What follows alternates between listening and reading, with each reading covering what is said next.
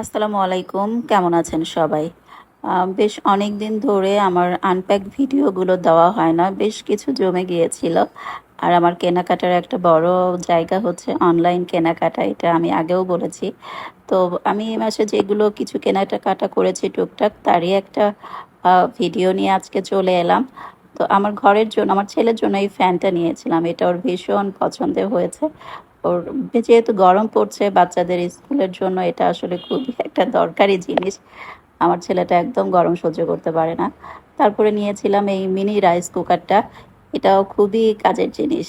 আমি যেহেতু দাঁড়িয়ে দাঁড়িয়ে কাজ করতে পারি না, রান্না করাটা আমার জন্য একটু সো ডিফিকাল্ট, তো তার জন্য এটা দেখে আমার ভীষণ পছন্দ হলো, তাই এটা নিয়ে নিলাম। ও যে কোনো কিছু, আমার ছেলের নাস্তাটা অন্তত আমি রেডি করতে পারবো।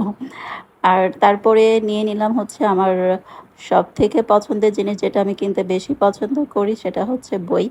ছেলের জন্য নিয়েছি, ছেলের জন্য বইটা নিয়ে নিলাম। ও পড়তে খুব একটা আগ্রহী না, সেহেতু আমার মনে হলো যে এই টাইপের বই যদি আমি ওকে একটু দিই, তার যদিও একটু বসে বসে দেখে, তাহলে সেটাও অন্তত কাজে লাগবে। হয়তো আপনারা চেষ্টা করবেন আপনাদের বাচ্চাকে মাঝে মধ্যে একটা বই গিফট করার জন্য। আমি গল্পের বই খুব কম দিই, ওর বাবা থাকতে ওর বাবা অনেক বই বই কিনে দিত। ওর বাবার খুব শখ ছিল, পছন্দের কাজ ছিল বই পড়া। অনেক বই আমি দেখিয়েছিলাম আপনাদের ভিডিওতে, একদিন একটা ভিডিও দিয়েছিলাম ওর বাবার আর আমার শ্বশুরের বইগুলো।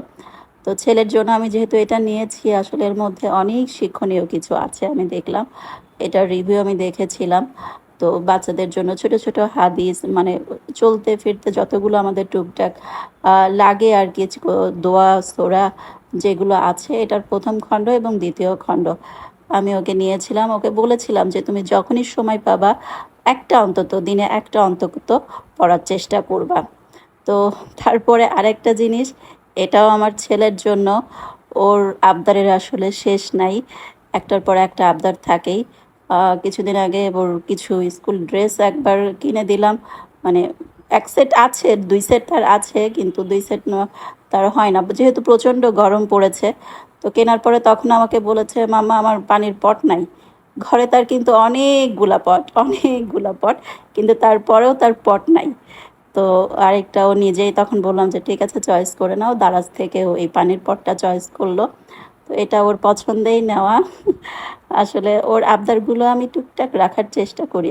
আগে দারাজ থেকে অনেক কেনাকাটা করতাম, এখন একটু দারাজ থেকে কেনাকাটা আমি কমিয়ে দিয়েছি, কারণ ওদের ডেলিভারি চার্জের জন্য। আমি যদি দুইটা প্রোডাক্ট চয়েস করে কি নিতে যাই, তো আমার তার জন্য আলাদা আলাদা চার্জ পে করতে হয়। আবার একটা নিলেও একই চার্জ, দুইটা নিলেও আবার ডাবল চার্জ।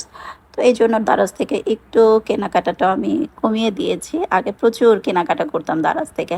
তো পানির পটটা কেমন হলো, আমার কিন্তু খুব একটা পছন্দ হয়নি পানির পটটা, যদিও ছেলের পছন্দ। আপনাদের কেমন লাগলো অবশ্যই জানাবেন। বাচ্চা মানুষ তো, আমি আসলে পছন্দ করি না এই পাইপ দিয়ে পানিটা টেনে খাওয়া, এটা আসলে হার্টের জন্য খুবই ক্ষতিকর। এটা হয়তো অনেকেই জানবেন, একটু গুগল সার্চ দিয়ে দেখবেন, পানির পর যেটা পাইপ দিয়ে বাচ্চারা টেনে খায় সেটা খুবই ক্ষতিকর। তো কেমন লাগলো আমার এবারের কেনাকাটা অবশ্যই জানিয়ে যাবেন। Thank you for watching.